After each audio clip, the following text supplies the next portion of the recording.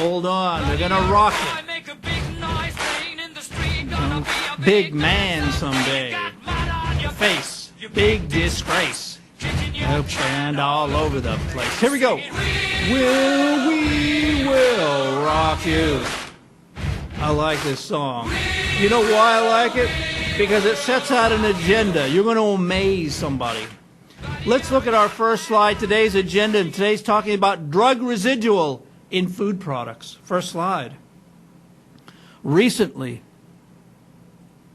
an investigation into racing dogs, these usually greyhounds, they take a blood sample after every race. And I can align with this personally because I used to race personally as a human running 800 meters.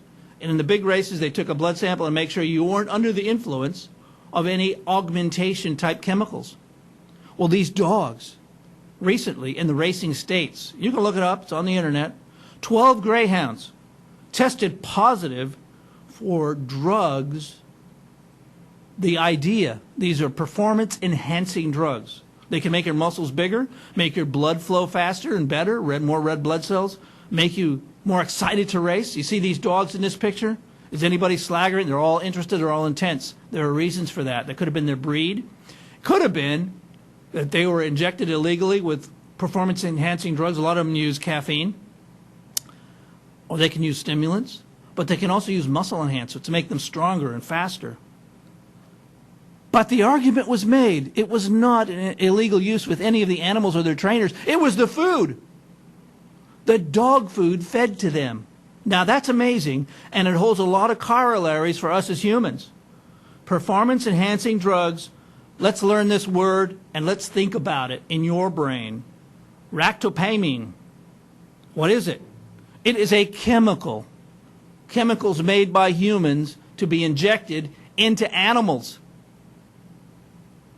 And guess what? Contaminated food, and I've looked at many articles, they've determined that these dogs that were racing for profit, gambling, were fed food that had this product in it. Well, the drug is used widely in the United States as a feed supplement to help pigs, cattle, turkeys increase their muscle mass. I'll give you an example. Look at that chart on the right with those two chickens. What do you see? You see an advancement of food technology on two forms. One is the breed of the chicken has been genetically enhanced. That we can't do much about. Two, from 1950 to 2008, you see the physical size of the bird. It's bigger. It looks stronger. And look on the bottom of those two birds, you see days. The days from the egg to that size. On the left in 1950, it was 68 days that the farmer, the animal husbandry controller, had to feed that bird to get it to X size. On the right, we've reduced that to 47 days, and it's almost double the size. There are a lot of reasons for that. Let's look at how that chicken probably went to feed those dogs and got the positive result. Next slide.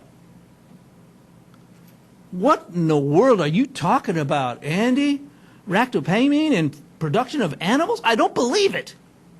Well, believe it. Pigs, cows, steers, and poultry are the primary sources of our food. Anytime you go to a restaurant and you're at a buffet, pork, beef, fish, chicken, they ask you those questions. You got to think about it.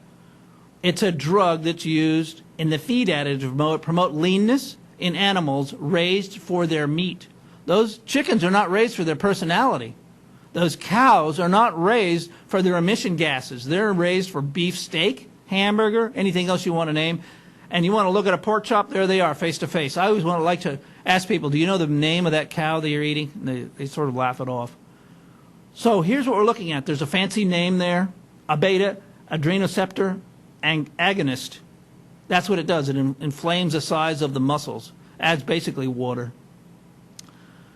There are products out there, they're manufactured, one's called Paline for swine, Optofelix for cattle, and they're produced by a company, guess what, that does the same thing for humans. They produce pharmaceuticals. If you watch television, almost every other ad is a farmer ad. Well, this division of Eli Lilly is used to promote the growth of animals. We're going to talk about it. It's only used, believe it or not, and you can call me a liar, you can look it up, in the United States and Canada. It's illegal for food producers to use it in China, Russia, Taipei, Taiwan, Malaysia, and the European Union and 150 other countries. Call me a liar, look it up yourself. That is what's going into our food, the United States and Canada. Next slide. Eli Lilly, Andy, how could you sit there and make some fun of those big companies and they make such good things? My granddad's on that medication. Well, guess what? Eli Lilly, through their subsidiary, Elanco, they have beautiful logos, beautiful websites. They produce a product called Paline 9. What is that product? It is a product that's fed to animals. It's a swine, that means pigs. Premix, it contains that chemical we're talking about, ractopamine hydrochloride, which directs nutrients to increase the volume of meat and the efficiency of the use of the feed. It's not just the only thing that's fed, it's fed that. Next slide. Okay, this chemical, this is what's actually on the warning of the label sold to the farmers or the animal husbandry experts. Let's look at it. It's 60 to 70% of all domestic pigs and cattle are given them to before they're butchered to make sure their meat is leaner before slaughter and then put into your food. It's also put into pet food. The Food and Drug Administration has first approved it 15 years ago, claiming the drug was safe to use. Well, I'll tell you, 15 years ago, our high-pressure liquid chromatography, HPLC, mass spectrometry with liquid and gas was not as refined as it is today.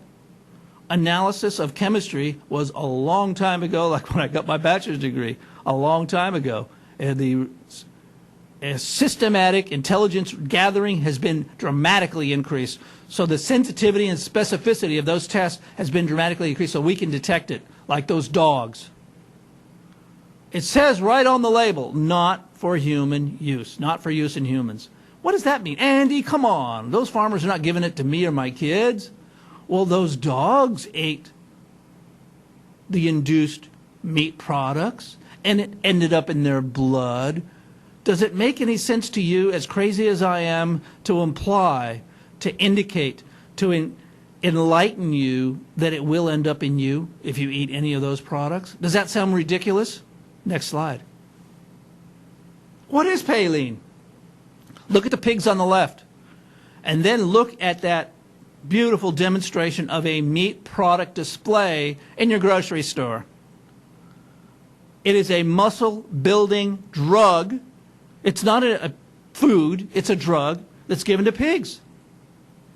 And you see them all there. They can barely breathe.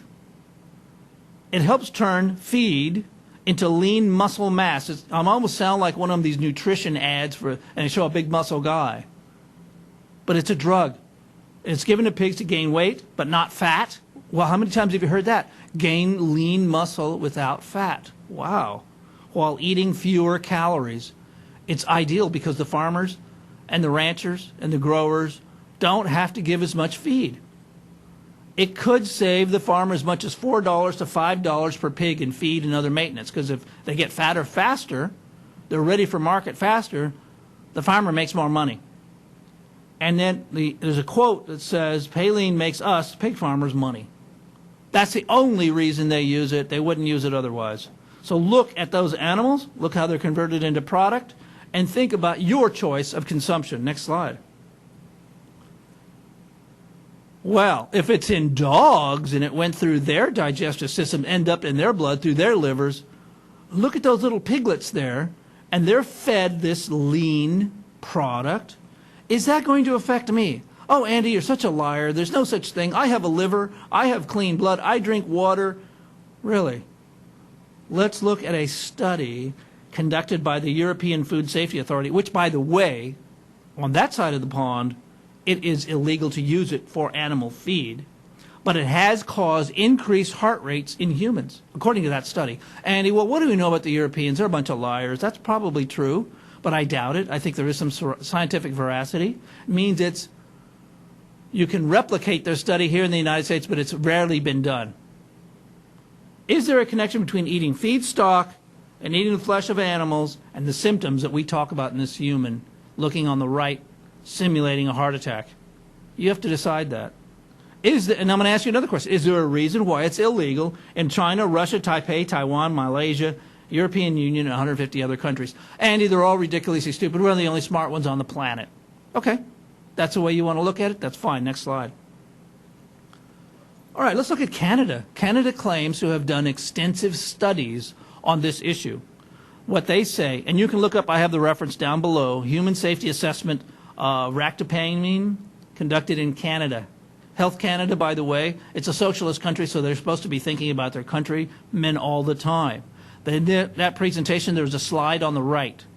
It says the same thing I already told you, the type of chemical reaction it produces. It's for increased carcass leanness, increased dressing, that means percent. In other words, that could be the fat or minimize of fat. Improved rate of weight gain, already told you that. The two products improved in Canada are Paline and Optiflex. One's for swine and turkeys, the other's for using cattle. Turkey? Wait a minute, Andy, Thanksgiving's coming up. Well, think about it. Based on the Canadian assessment and the ability to produce poisons, that's toxicology, and the residue in humans, what we're talking about, that the edible tissues of cattle, swine, turkeys, of these products are considered to be safe and would not pose adverse health effects in humans. What they're saying is that they've studied it, they feel it's okay, although the other 150 plus countries don't agree with that. Next slide. All right, here are my suggestions to you on this topic in this segment. If you have anything to do with your brain and you don't want to be influenced by what I'm talking about, these symptoms, look at Paline, Optifex 45, Top Max. Those are for bovines, cows.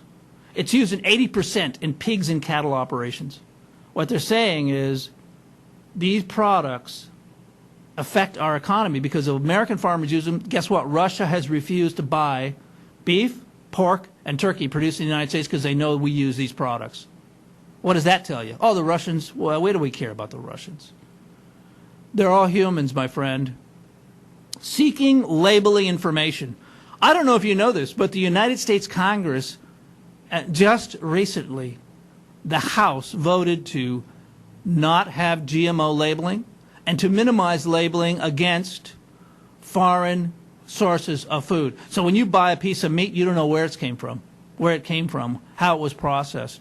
So they've minimized the labels, so you cannot make a decision. The Senate still has to vote on it. If you have any means possible to influence a senator, and you usually don't because you can't donate more than $1 billion, they won't listen to you.